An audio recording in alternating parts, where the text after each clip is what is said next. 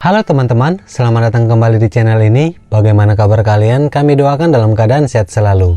Di video kali ini kita akan membahas tentang sejarah singkat berdirinya salah satu merek otomotif terkenal, yaitu Chevrolet.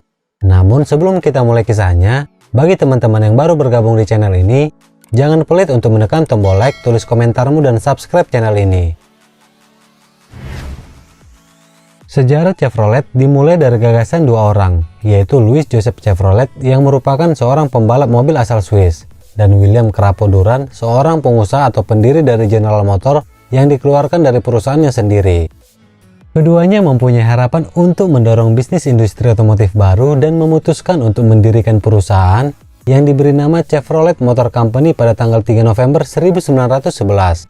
2 tahun setelah perusahaan berdiri, tepatnya pada tahun 1913, Chevrolet berhasil membangun mobil pertamanya.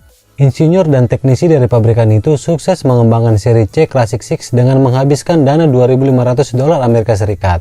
Mobil ini dibangun untuk melemahkan pasaran Ford yang sangat berkuasa di Amerika Serikat pada saat itu. Namun secara umum Chevrolet yang pertama yang kita kenal bukanlah seri C Classic 6, melainkan Roadster Royal Mile tahun 1914 dan mobil touring Baby Grand.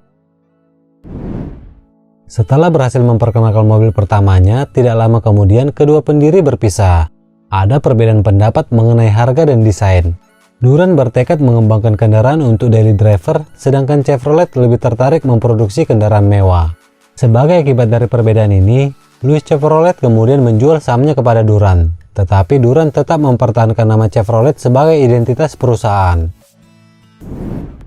Logo perusahaan kemudian diperkenalkan pada tahun 1914 dengan sebutan Chevy Bounty. Logo ini berbentuk seperti dasi kupu-kupu. Ada yang mengatakan terinspirasi dari hotel di Prancis. Ada pula yang menyebutkan berasal dari logo perusahaan batubara. Dan versi lainnya menyebut logo tersebut merupakan silang dari salib Swiss untuk menghormati Louis Chevrolet. Selanjutnya di tahun 1916, Durand bersiap untuk bersaing dengan nama-nama besar lainnya di industri otomotif dengan menghadirkan Chevrolet 490 1916 untuk bersaing melawan Ford Model T. Kehadiran Chevrolet 490 mampu meningkatkan pendapatan perusahaan hingga berkembang pesat. Perusahaan kemudian mendirikan pabrik-pabrik baru hampir di seluruh negeri, termasuk di Flint dan New York City. Dengan sedikit bantuan, Durand akhirnya bisa membeli saham General Motors dan menduduki jabatan presiden pada tanggal 16 September 1917. Dengan pembelian kembali perusahaan yang didirikan oleh Durand, ia kemudian menggabungkan Chevrolet menjadi bagian dari perusahaan General Motors sebagai divisi yang terpisah. Pada tahun 1919, Chevrolet memperkenalkan truk ringan pertamanya yang dibangun di atas sasis mobil. Logo dari Chevy mulai dibubuhkan pada truk model perdana ini. Awal tahun 1920-an juga merupakan masa yang sangat makmur bagi Chevrolet. Bahkan di tahun 1922, Chevrolet kembali mendirikan pabrik-pabrik baru untuk memenuhi permintaan konsumen. Memasuki era tahun 1950-an, Chevrolet mulai memperkenalkan mobil sport Corvette 2 tempat duduk pada ajang Motorama Show tahun 1953. Banyak orang Amerika benar-benar terpesona dengan desain mobil ini. Perusahaan bahkan mampu menjual sebanyak 300 unit di tahun pertama diluncurkan. Namun, Corvette bukanlah mobil ikonik yang pernah diproduksi oleh Chevrolet, melainkan Chevy Camaro. Chevy Camaro lahir dari inspirasi Ferrari dan dihadirkan untuk bersaing dengan Ford Mustang yang telah lebih dulu hadir di tahun 1964.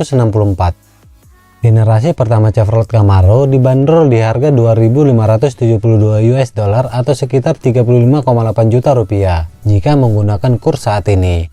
Hingga saat ini, Camaro sudah melewati 6 kali regenerasi termasuk generasi yang akan datang dengan 7 pilihan mesin yang berbeda.